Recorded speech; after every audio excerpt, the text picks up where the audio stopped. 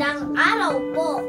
Ako po ay si Asher. Ikikwento ko po ang alamat ng pinya.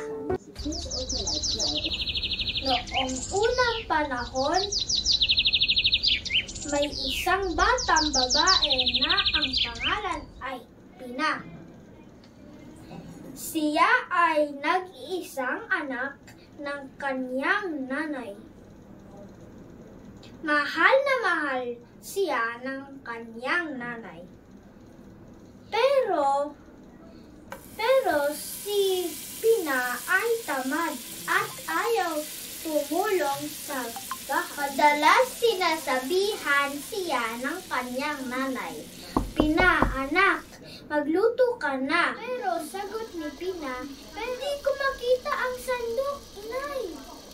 Lagi niyang sinasabi, "Di ko makita," kahit nasa harapan lang niya ang gamit. Dahil dito, ang nanay niya ay nalalangin at nagsabi, "Sana magkaroon ka na ng maraming mata para makita mo lahat."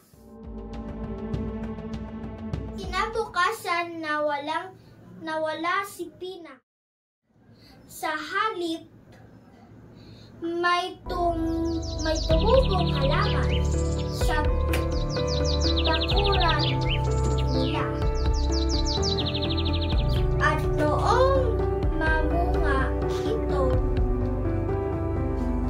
ang bunga ay may maraming mata.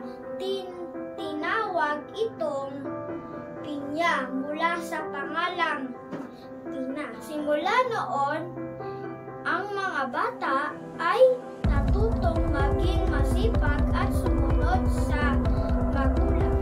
Salamat po sa pagkinig. Ang aral po ng alamat na ito ay maging masipag